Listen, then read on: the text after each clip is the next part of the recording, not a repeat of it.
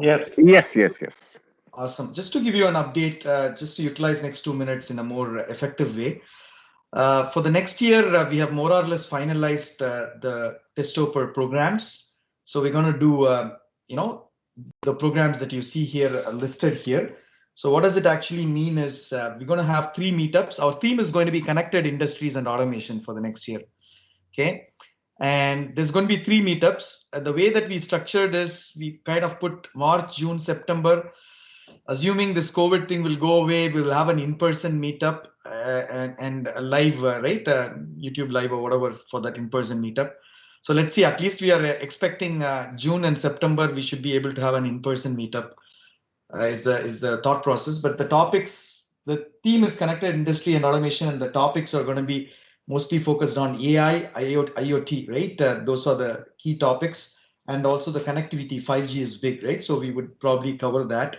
So we'll have 3 meetups for the next year.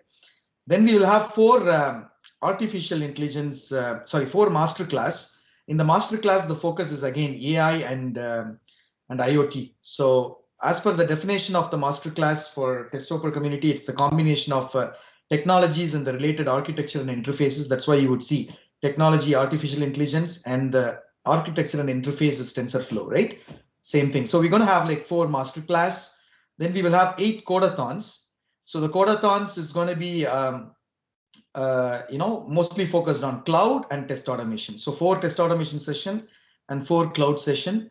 Then we will have 1 hackathon. If you know what hackathon is, it's good. If you don't know, it's like we come together and we try to solve the problem and try to innovate together to solve certain problems. So we wanted to solve the problem of future workforce in global digital economy. And we kind of wanted people to come and innovate solutions to solve the future skills issues, to how to support the small enterprise to develop the future skills, and how to help the individuals to develop the jobs and related future skills to be relevant, right? So we're going to have the hackathon, 1 hackathon.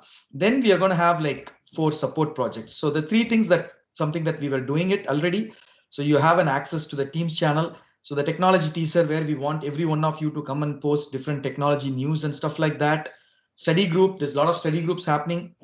If you know, there is a study group in Jenkins is ongoing right now. Jenkins and Docker is ongoing. So few people come together, they just sit together and study. Next year, we are trying to focus on creating 3 study groups. One is IoT, AI, and cloud. Then we have a job channel, and we want all our community people, if you are working in a company, if you have some job openings there, put that job openings here, and also external recruiters. So to kind of put job opportunities that are relevant for us, for the people in our community to get benefit out of that. So these are all the different programs that we plan to do for next year. Just FYI, we are still working on the logistics, and once finalized, we will create the Eventbrite entry for all the programs for next year. And most of the programs are going to be free.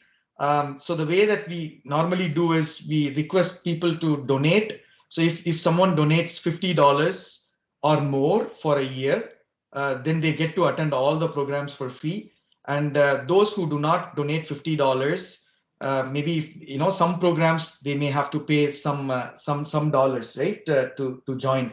This dollar is mostly, it's not like a big money like other training institute charges thousands and thousands of dollars. It's like very few, like tens of dollars, really cover some of the tool costs that we use to facilitate all these programs to our community, right? So that's just to spend some time. I'll let you know by email towards December. We will create this donation campaign, and whoever donates gets to attend all the programs for free. I'll send you guys, and if you can donate, you're welcome to donate to keep us boat sailing.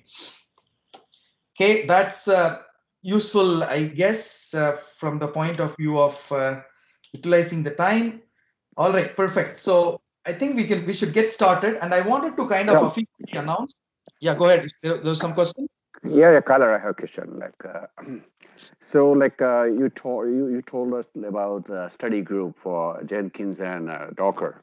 Mm-hmm. So can you tell me how to join that group? Is there a And is it the kind of regular meetings, or like we can like Yeah, schedule? so they come together, different people come together and start studying. So if you look at our channel, there is something called as a study group channel here, right? Yeah, that I checked that one, and I see something there called Docker and Jenkins. But is it like every Sunday, or because like it It depends. These guys, it's like this, right? oh, You okay, will see in our okay, college time, we kind of come together, and school times, we all sit in room and study, like that. People come together okay, and study. It's okay. like, So yeah. So, in but you can keep track here, and I think you can ask Kapil or you can ask Partha here to really understand when they are starting. So, see, they have here different times, okay. and you can join, right? So, So there's it different. means like I need to keep an eye on those activity, and like Yeah, I yeah, can jump in without any kind of like invitation or anything, right? yeah. Exactly. This is like Okay. for the people to come together and study. This does not, it's a support program, right? It's not Yeah, yeah. a Hmm. flagship program Kind of, where yeah, yeah. Okay, yeah. thank you. These programs like mentor mentee, study group, tech teaser, these are all some of the channel jobs where different people post the jobs that are available, right? For you guys, these are all like a support channel where we want the people to come and engage with the community offline, right? Not just during the session, but offline. Okay, all right. So without further ado, I want to kind of announce something here. The test project that we are training in this session, Codeathon, uh, they are cooperating with us, and they basically told us that there are few conditions. If people comply to that conditions, they will get $50 gift certificate, right? So they kind of committed to us. 5 attendees will get $50 gift certificates and a testopper sticker. Sticker meaning some testopper, something that you can put the sticker in your laptop or whatever, I guess, right? Even I have not seen it. So basically, they wanted to award and promote the community who were learning test project through the testopper non-profit organization. So they wanted to really reward this for the attendees. Okay, so the qualification to enter the raffle is pretty straightforward. You need to attend all the 6 sessions. Okay, and this is our second session today. We will see, depending upon towards the end, we can give some kind of help, for those who did not attend the first session, have attended this session. Maybe for them here, after 5 sessions continuously they attend, we can consider that as well. Then the most important thing is you need to share also in LinkedIn. You need to write about 2 lines or 3 lines. Hey, I'm learning in testopper Codeathon test project, and you need to tag testopper test project, and also you need to put some hashtags. So I kind of put the details here. If you are able to do this, you will become eligible. In our last session, we will do this raffle, and whoever wins will be the winners. And after that, we need to figure out the logistics, how to share these gift cards and things like that, right? So that's something that I wanted to announce. So good luck, all the best uh, to win this. I know it's a small thing, but still, it's a good thing. And another thing I want to tell you is those who attend our programs and have more than 60% of attendance, we also provide certificate of attendance, right? So normally all the certificate of attendance are available in this channel, right? Testopper general, and then you can go to the files, and there is certificates. So for different programs, oops, where is that? They put it somewhere else. I need to double check that. Nagendra, are you there? Yes, Kader. I think it would be in the Codeathon channel, not in general. Sorry, my Codeathon. mistake.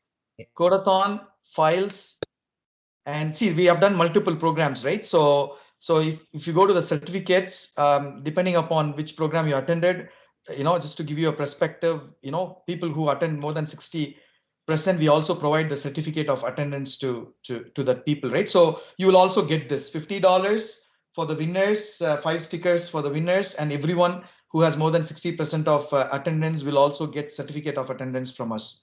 So just to kind of wrap that up, with that, I will hand over it to Sumit. Sorry, Sumit, I'm killing your time. Apologies. Over to you. No problems. All right. So any questions on the previous session? Let me check. Do we need to install project agent. Yes, we do need to install if we're running it on our local. I'll show you today how to install test project agent because we need it for the mobile testing. Uh, so let me share my screen and jump to test project.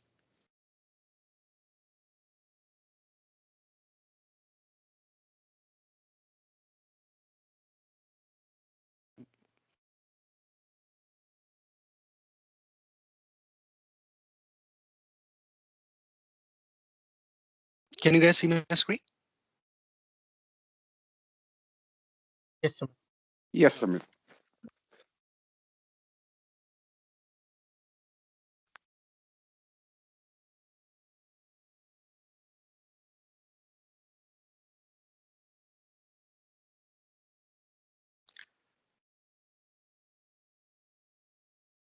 So I think where we left previously was we created a UI project and we already had an agent on the machine, but right now I am on a different machine because that was my office laptop and it doesn't allow USB connections. So I had to switch my laptop to my personal one. So what we're gonna do is we're gonna download the agent and install it. Uh, Once you download the agent from here, it will ask you what kind of agent you want. You can uh, do it for Windows or a Mac or Linux machine, so you can switch. I've already downloaded the agent and installed it. Uh, Once that is done, the you download the agent and install it. You need to register the agent. Before registering the agent, you need to make sure that your agent is running. So if I go here, I should be able to see agent, which is this. So I'm going to restart the agent.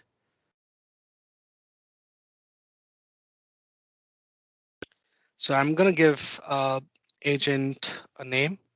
So what it's telling me is agent is not authorized. The reason is that we have not registered it, right? So you need to click here to register the agent.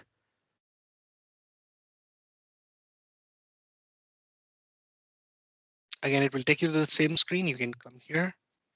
So I'm going to name it as C agent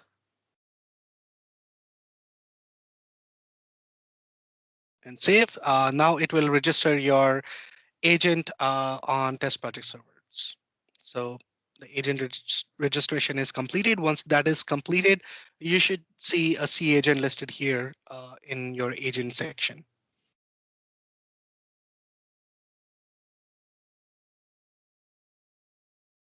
Yep, I can see it now. It's still registering though. Uh, Another question that was asked during the last session was, uh, do we need to install any kind of tool sets in order to run mobile testing along with test project? No, we don't need to install any of the drivers. Test project does come baked in with the drivers itself. So you don't particularly need anything. So if I expand the agent, I can see that my agent name is C agent and its capabilities. It's capable to run these browsers among these versions, and it already has ADB drivers that are installed. When I go to devices, I don't see any devices. Now what I'm going to do is I'm going to connect my phone on this.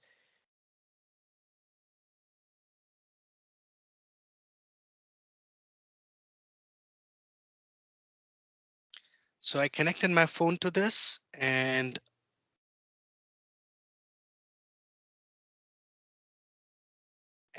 it's asking me if I need to authorize this mobile device. I will say yes. So my device is now connected to test project agent, right? I can deauthorize as well. That means it's not going to run. It's not going to recognize this device. But it's a Samsung phone with Android operating system.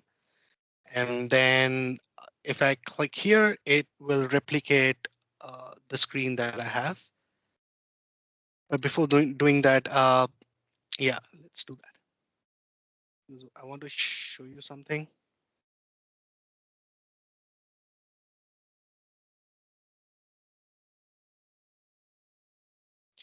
Once it's there.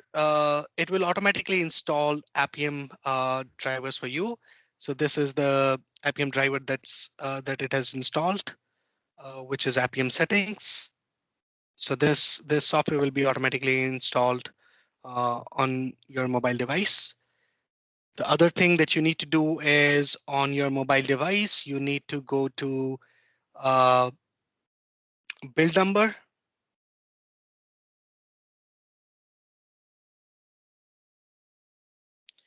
Once you have the build number listed out, you need to press the build number 7 times in order to enable the developer option.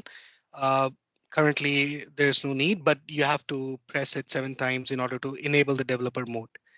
Once you have enabled the developer mode, uh, you're going to go to developer options and you're going to switch it on first. And the second part that you need to do is enable the USB debugging mode.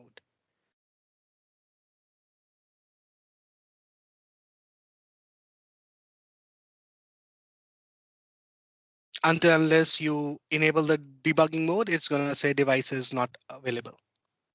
So these are the two things that you need to do on your device in order to enable TestProject to be compatible with your Android device. Once that is done, we are good to go.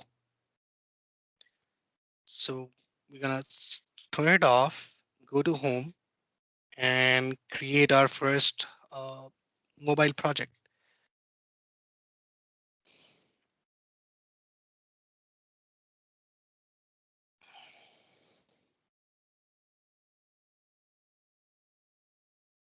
So the first thing that we need to do is create a test. The last time we selected web, but this time we're going to select mobile.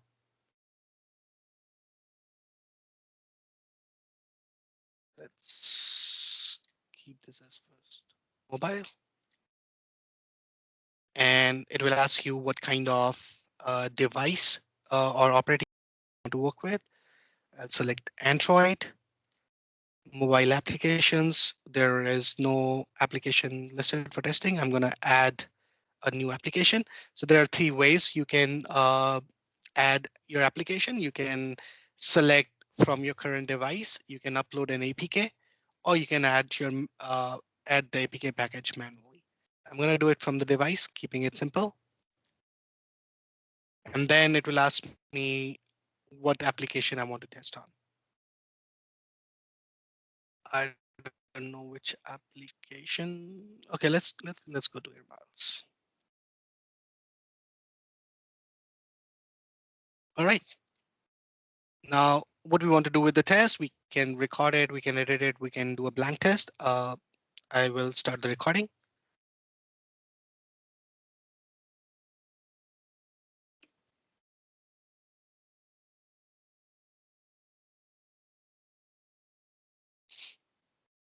So it's going to initialize the screen. It's basically a screen mirror. So it's working on the real device and not on any emulator or simulator. And it's going to launch the AirMiles app by itself. You don't need to do anything on your device. So what it's telling me is your automation might not work properly if the app has cache data. So it's going to remove all the cache data and relaunch the application.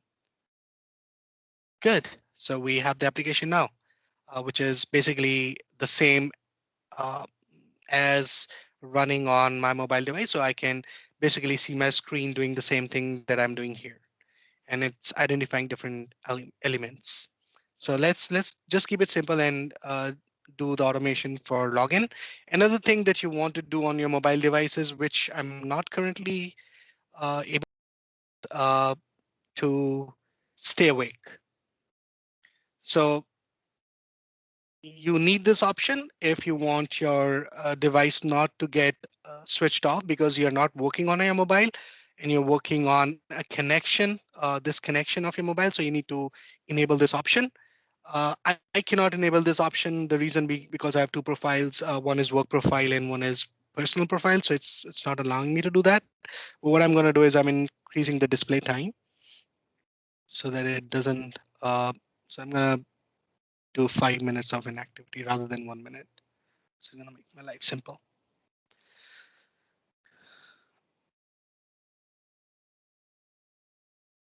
All right, so we're back to the application. So I'm gonna do a sign in. And you have to look here is basically the first step I did was resetting the app, cleared the application data and restart. And then it clicked on sign in. And now I need to enter my collector number. Okay. I might need to unshare the screen to input certain values. I think we'll be okay. Let's put any other thing, right? So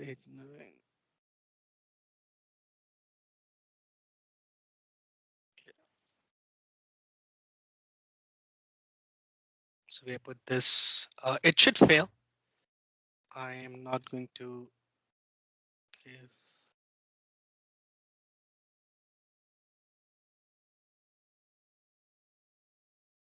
Okay, please enter 11 digits. Let's 11 digits.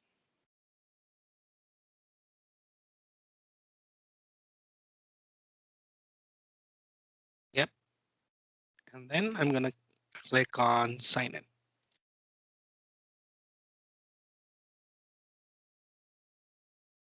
All right, so it's showing their message, please enter valid collector card number and PIN. I'm gonna use this to basically add a validation on top of it.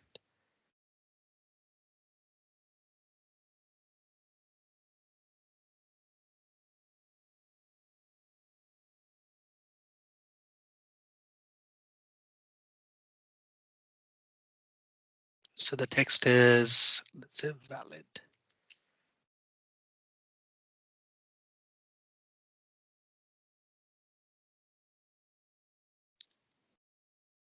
Please enter valid.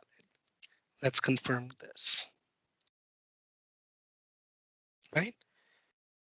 So I can pause the test now, or I can do a play. So this is what these are the steps. So I reset the app, I tapped the sign in, I added the collector number, I typed that number into that widget, and then I added PIN, and then I did a sign in, clicked on sign in, and then so I redid it because it asked me to make it 11.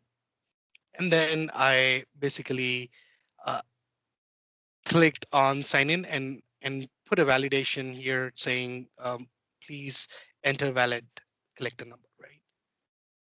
So if I run this,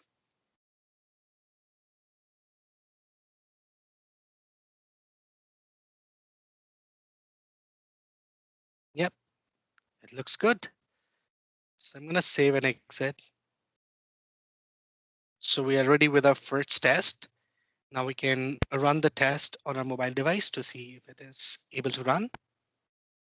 So I'm going to run here. Or can run on any device listed under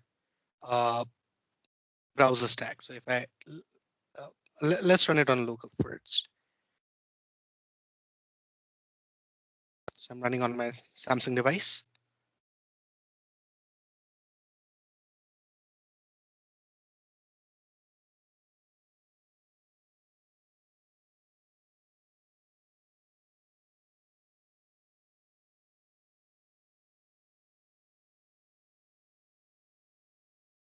If I want to view, I can actually view the test that I'm running.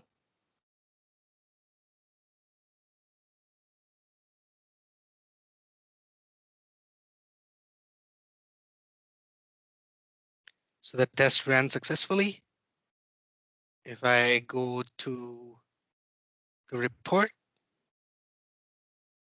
it will show me that the test has been run successful. It ran for a duration of 6 seconds something, and all the steps have been passed. Now let's try running that on a browser stack device and see if it actually works. Might need to log into browser stack.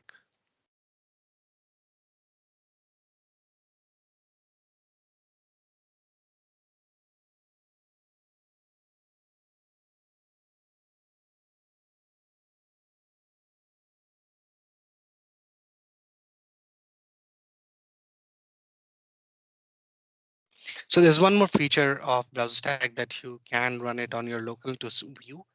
So you can actually download this local desktop app.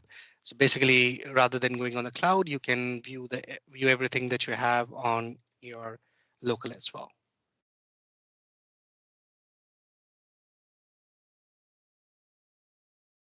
So these were the last runs that we had, but this was for UI. Let's try running it on.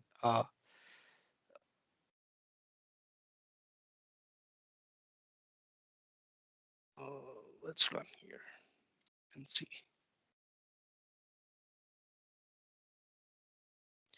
Okay, to run it on browser stack, we need to have the APK attached and upload it to TestProject because the device on browser stack will not know that uh, what application it needs to run on. So you have to upload the APK of Air Miles under your application so that the agent can pick that APK from the test project server and install it on browser stack. I don't have the APK right now of Air Miles, so I'll probably show this some other time, but let me walk you through the anatomy of the test. So we have this test that is listed out. The way that you can do modification is basically clicking. You can change the element the way you want and the action that you want. You can also use drag and drop to run. Let's try automating another app and see if that works. Already here. Let's create another test.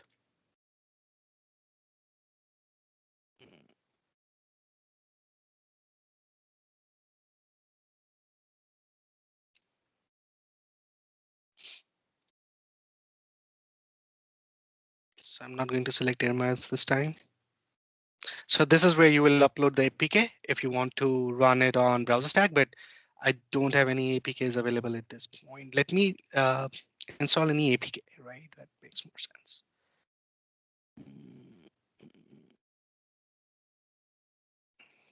Any idea on what kind of APK we are looking at? You can download the WhatsApp or any APK. Like APK Pure would be there, which allows you to download APK.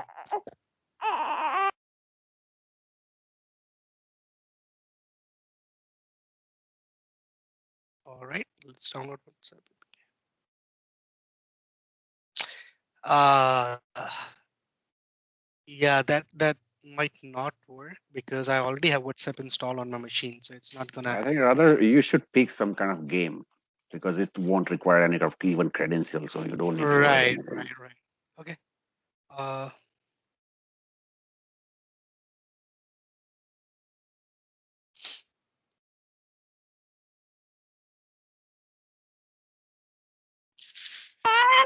Angry yeah, Bird is easy to test. Angry Bird.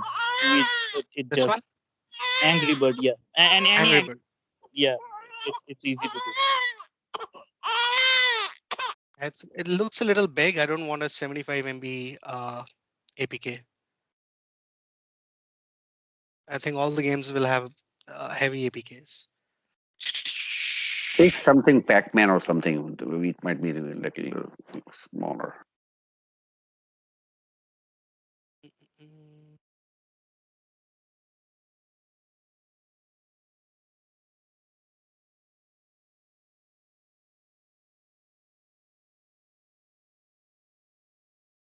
yeah.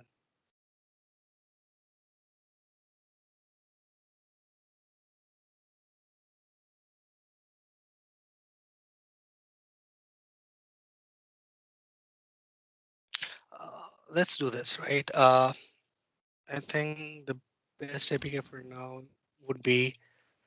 You can install Compass. I'm gonna go for any transit APK, right? Go transit.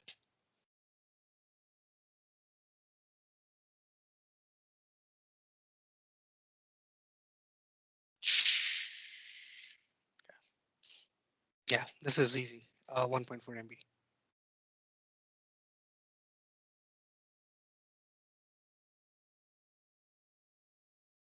And we don't need a heavy UI at this point, just to test, right? So let's.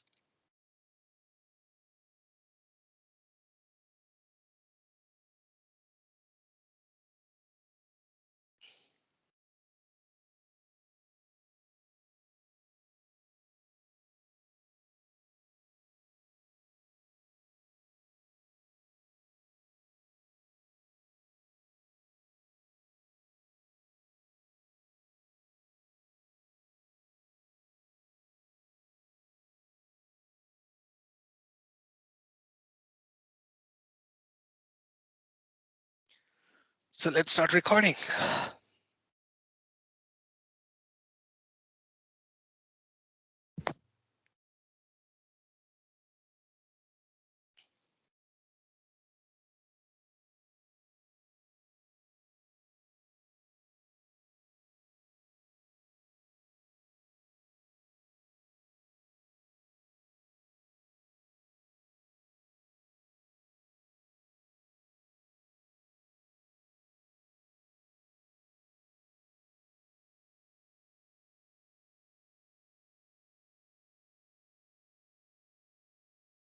So as you can see, right, I didn't have this app already installed on my mobile device. It automatically installed that application for me, and then did a reset.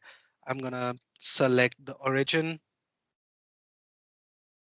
Let's say whatever comes first. Select the destination.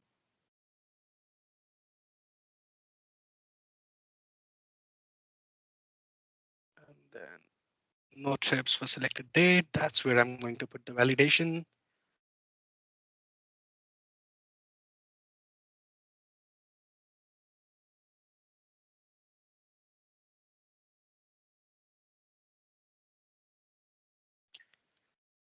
No trips. Create.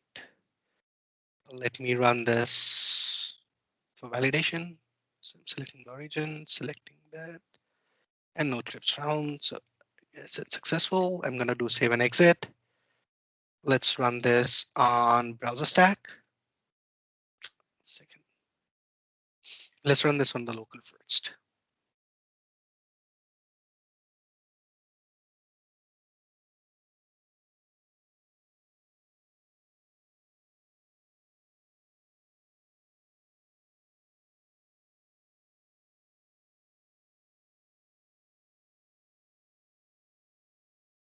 Yep, I can see it on my mobile that the application is running and the test should have passed. Yes.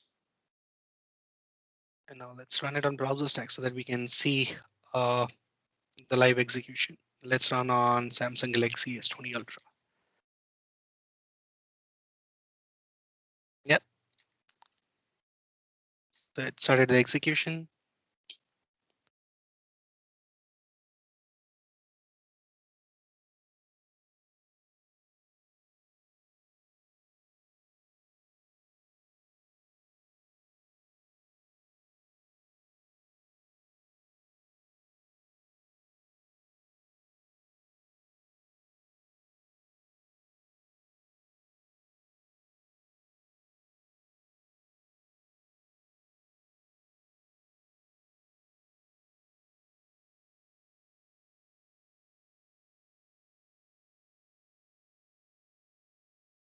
You can see the report generated by browser stack.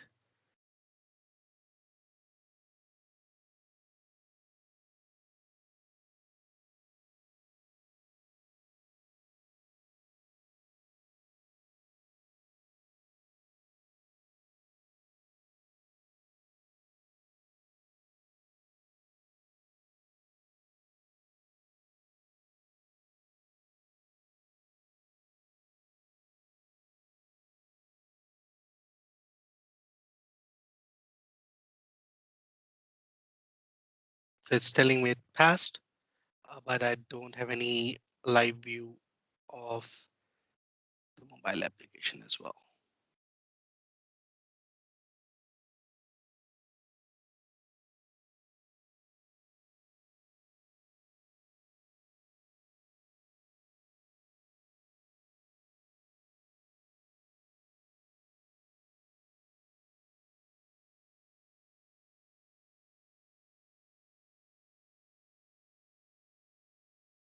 Let me run it again on this device.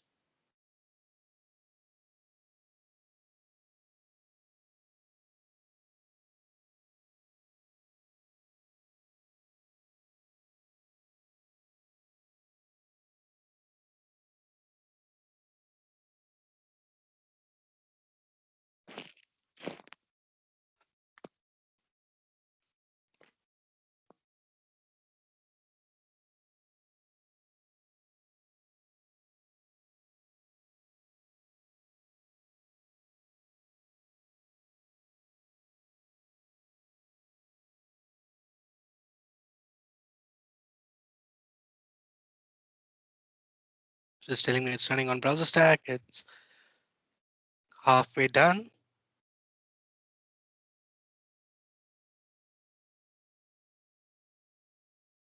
Yep, it passed. So it's running on Samsung Galaxy S20 Ultra, and I can open the browser report from here, and I can view the recording. Expand this.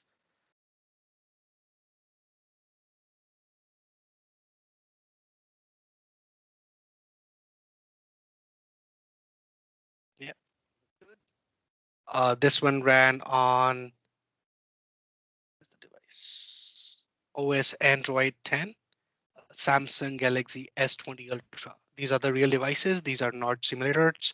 So browser stack does give you the option of running it on real devices.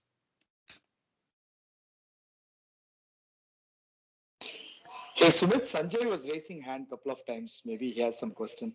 Sure. Yeah, Sumit, I have a question. So, like when we are running like any app on mobile device, Mhm. so like for each and every run, like is it gonna by default is gonna clear cache for that application? Yes. Okay, so I You don't can need to disable. worry about the cache like there, right? So No, it's no, no, no, no. the test project is gonna handle like those things Correct, automatically, correct, right? So, okay, correct. thank you. Because the challenge with not clearing cache is that you will not end up with the same starting point. So in order to avoid that, so let's assume I'm running Facebook, right? Let's say testing Facebook on mobile.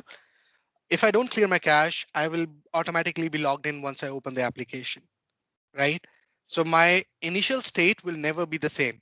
So by default, any application that you want to run, not just through TestProject, right? Even through Appium or any other framework, you want to clear that cache because you don't know what's if you're, let's say you're running a single device and uh, you didn't clear the cache and you open an app through automation, it's going to retain your last state, right? Not just the login, but wherever you left and didn't close the application, right?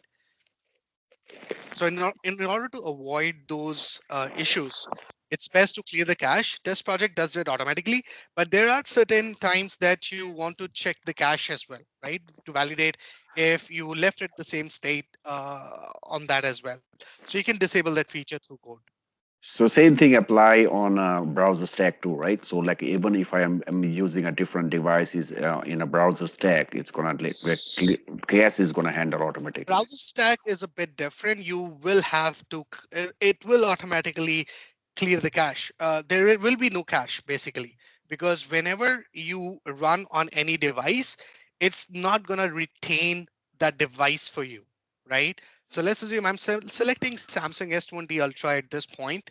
Uh, my first thing is that that device is brand new to me. I don't have any application that I needed or wanted to run on to have that device basically allocated under my username or uh, uh, my profile, right?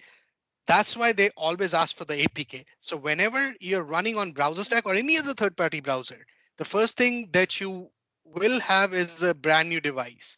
Even the next time that you are running on Samsung Galaxy Ultra 20, they might have 5 of those devices, right? They don't have one single device, right? It might pick up another device that is free, right? So it's basically their allocation. So that's why they need APK. So the caching problem will not be there in any of the third-party tools because Uh, you will have a brand new installation of your APKs. so in that case, the performance is you can expect a little bit slow because every time it's gonna upload the APK, right? Yes, yeah, that's correct. So that's why whenever you're running on a device on the cloud, you are uploading that application. If it is a large application, it's gonna definitely gonna impact your performance a bit. Uh, or other rather than running it on local where you already have that application installed. So definitely there is going to be a delay in running on any of the devices on browser stack and running it on local, right? In that case, it will only clear the cache. It will not do a fresh APK install. But then uh, practically, if I talk about it, it's best to do a fresh APK install because whenever you are doing a mobile testing, you're basically testing. You will have changes in the APK or the build version on the APK, right? And you will need to have that installation done. But it, but if you're running a lot of regression on mobile testing, then definitely Browser Stack does have, or any other third-party tool, not just Browser Stack, right? So Also, like if I need to test like a functionality of the caching, how the APK, like because caching is also part of like, some kind of coding, right? So correct, correct. so even when I need to like really test like a caching functionality, then I might need that, right? So Yeah, that's not going to happen on a third-party browser. That you still have to work on your local device and turn off clearing the cache. Because and if you look at the project test project, right, it gave you an option. Do you want to clear the cache or not, right? But it won't have that option in a third-party service. It will have a brand new installation of the APK. okay, and you also mentioned like I can run like a browser stack on my local like, on a local machine, like a local Correct, by. correct. So in that case, it's gonna only display like whatever the like a script I'm gonna like a playing or So even. it's going to do two things, right? It's going to display, it will still be connected to the cloud or your local. So it basically it depends on what kind of test you're running and what kind of device you're running, right? So if you're running it something on your local device, it will still have the reports in browser stack. Currently, if you run it on your local, there is no report on browser stack that goes, right? So that ways you will have a single platform where all your results are stored and all your runs are recorded. So currently, if you look here, when we ran the first test on local agent, we didn't have a view on what exactly is happening, right? We didn't have a video recording to see how the test performed, right? So that way, it makes more sense to have that local installation done so that all the results get stored on the browser stack environment, and we can actually see live recording of how the test ran, right? Because it's very essential, especially in mobile testing, because you need some kind of proof when you're raising an issue or the test failed. You want to see actually what happened, right? And if you don't have the recording, you will have to manually do those validations manually. So in order to avoid that, we can do running browser stack on local. But the main challenge with mobile testing is that you cannot have so many devices. You generally don't have so many devices with you, right? Then it makes sense to use a third-party service called browser stack where you have all the devices listed, right? So if I create a job here, I can run the same test on multiple devices with just one job command, right? Yeah. Let me but it becomes really hard if you're running it on local because firstly you only have one or two USB ports. Even if you get the extension, you can have maximum 5 USB ports and you can attach 5 devices. But then you might want to expand your testing, not just on 5 devices, but different devices with different configuration of OS as well. So the same Galaxy S20 Ultra, I want to run it on Android 11, 10, 9, and 8, right? To see the compatibility, right? In order to do that with a real device, you have to basically install all the 4 versions of operating system on that device, right? You realistically will never have uh, coverage in terms of devices if you're running it on local. It's a lot of effort. Yeah, got you. Thanks. All right, so I'm going to show you one more thing on the job side, right? So once we created the test, what we're going to do is we're going to add a new job. We're going to create an Android job naming run testing. And I'm going to select browser stack, and I'm going to select multiple devices. So I'm going to run it on S20, S20 plus. No, it's almost the same. Something different. So I'm running here the same test on Samsung Galaxy S20 on Android 10, and I'm going to select on a very old version of Android, let's say Samsung Galaxy S5 with this. So I'm going to create a job. And when I run this job, I basically don't need to do the configurations again and again. I can just run this job and it's going to run on these 2 devices uh, and on browser stack, right?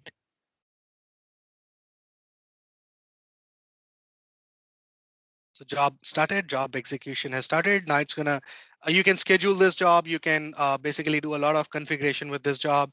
I can do edit and set this job to run on specific times. I can have different integrations with this job.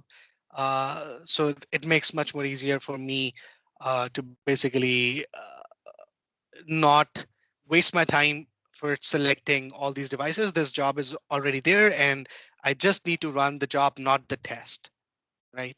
And you can add multiple tests to the job, right? So it's going to run, it basically becomes your test suite on different devices. So you can have a live view on this as well. If your test is running, you can actually go and look at the test, but it won't record the test for you.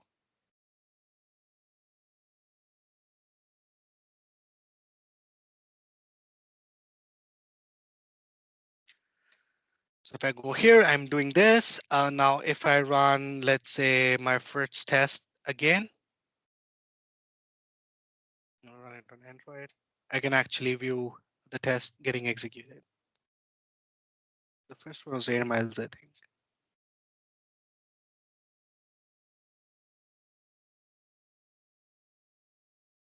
You still have some capability to view the test, but then there's no recording. So you can't be sitting on your machine looking at the test executions. That's where browser stack local will help you do that. Yep.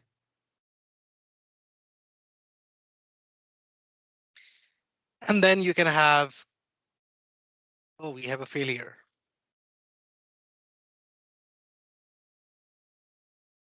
So it failed on a Samsung Galaxy S5. Maybe app is not compatible with S5, whatever the Android version is having. So this is what I mean, right? So you cannot have, you need to know your compatibility. Generally, when people roll out, the developers roll out APKs, they generally don't know how far low they can go. That's where one of the validations that as a test person we might need to do is there are some support. So basically, developer will work on an SLA, right? Will say, okay, the backward compatibility is only till Android 7, right? Not below that. But we still need to verify if some of the backward compatibility is not working on how much lower we can go on the Android version to see what apps are compatible and what are the target areas. So you basically get a usage metric report for your app, and you basically know 90% of your users are using Android 10 and or 9, and 20% of the users are using uh, or 10% of the users are using less than Android 8, and only 1% of the users are using Android 5 version, right? So you basically either want to cater to that 1%, or it's critically not important for your organization to cater to that 1% people, because it depends on different uh, kinds of app, right? So generally, if it is a banking app, it's really mandatory that uh, everyone, even the 1% of the people who are there, they have some kind of APK. Might not be the latest APK, but some kind of APK that basically they can use, right? Uh, in that sense, you can validate different types of operating systems. So I have an Android device, but you can actually create the same test for iOS and run it against browser stack. I don't have an Android iPhone handy at this point. I might have it next week, but you do have browser stack to use that you can use basically to run those iOS tests as well. Right. So it's pretty straightforward. The other thing that I wanted to talk about is some of the elements that you can modify. So if I go to Go Transit, these were the elements that we selected. Basically, again, it comes down to the locators. You can basically use this, or you can modify this based on how you want your locators to look like, right? What I see is that there is a big opportunity here to basically modify these and make it customizable, because every time if I look here, it's only going to select this value. There is nothing I can do here that will pick up the dynamic values. So that's where the coding actually helps in doing that. But there are multiple locators that you can use. Uh, Here it basically picks up these three.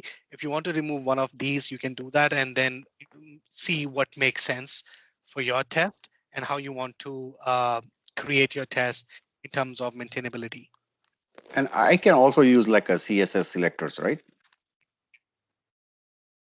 Generally CSS selector, because if you look here, so CSS selector has a big problem, right?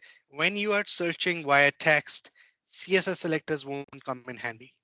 You have to select XPath in order to search by text. CSS is very limited in that regards. But definitely what you can do here is you can go here again, you can choose the XPath to ID, class name, tag name, or CSS selectors if you wish to do that. But XPath is currently uh, the go-to for mobile testing, not for web. Web CSS is wonderful, but there is some limitation in CSS that will stop you from going forward. And then you will have a mix of a lot of XPaths and CSS that might confuse you. So in that case, but it's up to you if you want to use CSS selectors or XPath selectors. But there are other, like ID is one which is straightforward.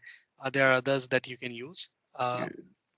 At least But for web, like I noticed like CSS is much faster and more efficient than XPath, and you can pick anything.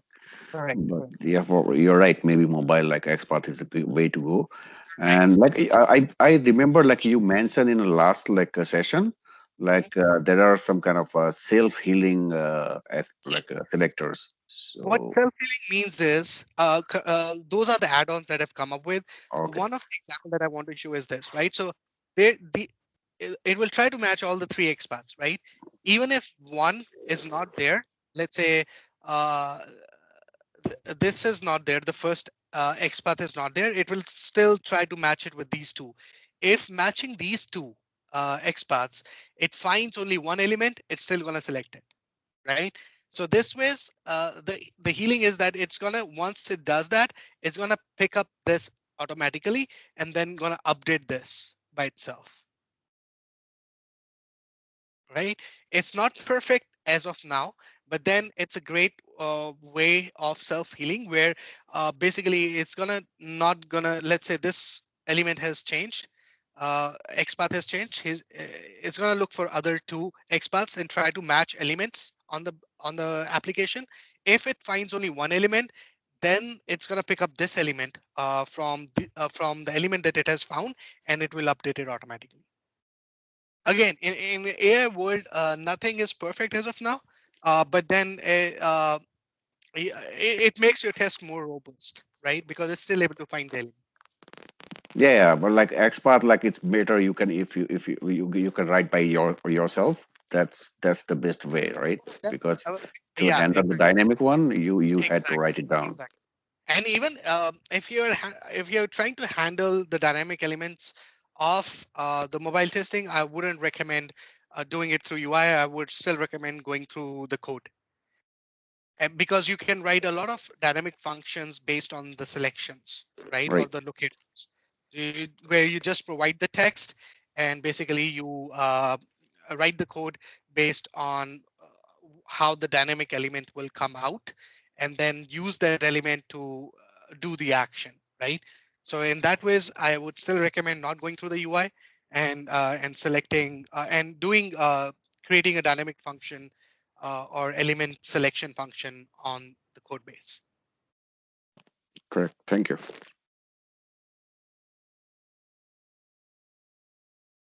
And then we have different components to it. Data sources is pretty self-explanatory. We can add a data file and use that data to drive your test. You can have different parameters that you can add. Uh, Basically, adding a parameter is nothing, but you're basically using that in the test to basically define the dynamic component. Tests and jobs we have already listed out. So yeah, so that's pretty much on the basic mobile testing on TestProject. Next session will dig deep into the code part of mobile testing and how to set up the code base to run on TestProject with the mobile application.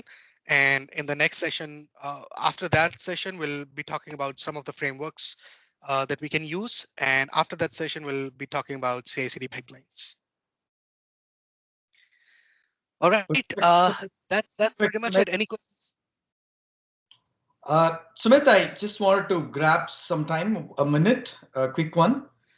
Team, I kind of mentioned this for $50, and the requirement is you attend all the sessions, and I expect all 21 people to attend all the sessions. Not for the gift, but for the learning, but gift comes as an additional stuff. And you also have to do posting. I was just kind of wanted to show you quickly. All you have to do is go to the LinkedIn and create a post. When you click create a post, and then what you can do is whatever you wanted to type, you can type, and then say at, right, test project. So you will get this test project. You can put this test project, and then you can say at testoper community, and you can put this testoper community, and then you can do a hashtag of testoper, test project, and test project testoper codeathon. So all these things are in the chat. It's pretty easy. Just write some experience, whatever that you feel like. And sometimes you can also add the image. And if you want to add the image, it's pretty simple. Go to the Eventbrite or Meetup, wherever that you registered, and you have this image. You can just take this image and put it in there, and then just to do a posting. So if every one of you do a posting, then we will know exactly because of the tag who has done the posting. We will record it, and also we'll record the attendance. And towards the last session, we will go through the raffle to make sure that the process is done, right? So that's the first thing I want to quickly say.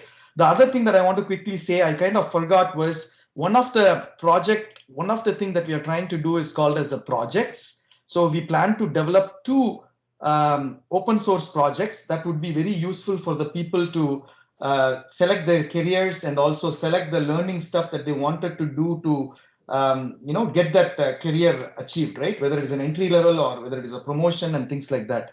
We are planning to do two projects, and we kind of already started building the team, and it's available in the test in our channel called Test Projects. But only those who are interested to join and work on this open source project, that we can provide it to the community for the benefit of the community, are welcome to join. And you can always reach out to us in the general channel or anywhere, or testoper@testoper.com to let me know if you're interested.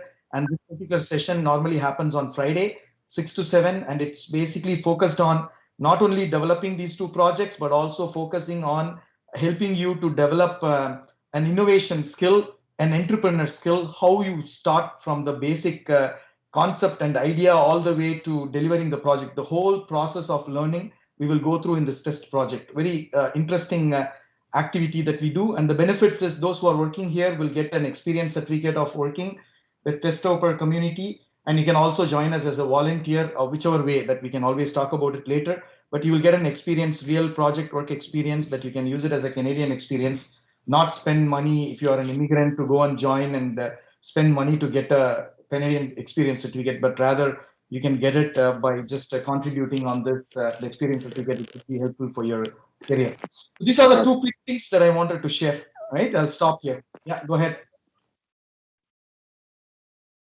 Anyone has any questions?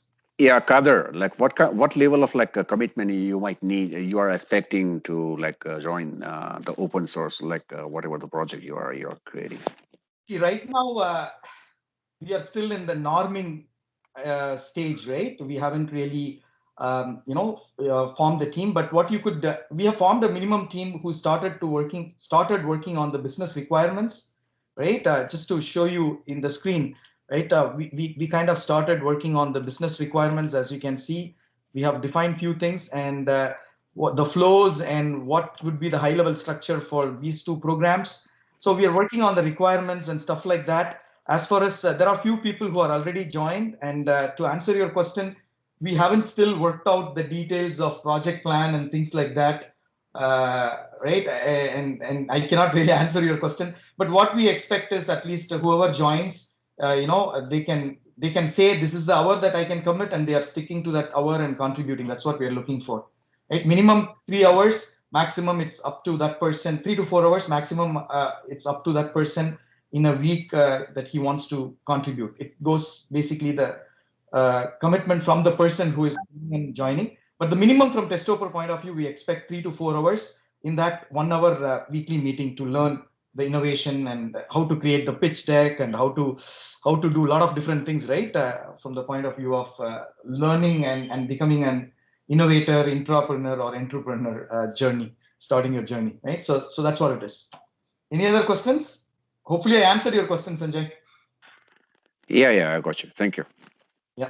And we are still even, in fact, defining the roles, creating the job descriptions. We want to put it in a lot of volunteer sites. There's maybe a lot of people who would be interested to come and contribute for the benefit of the community in a longer term, right? So we're working from that point of view as well.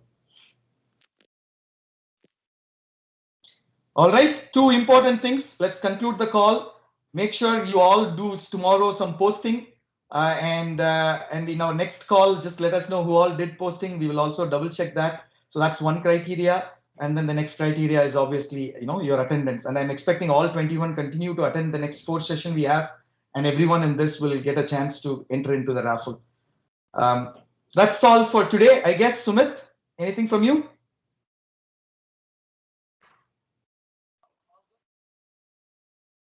Sumit, you're on mute or something? Sorry, all good. All good. So you guys have a wonderful evening. And looks like in US, Biden is winning, not Trump. So yesterday was a little bit, sleepless night for me. So I'll have a good night's sleep today.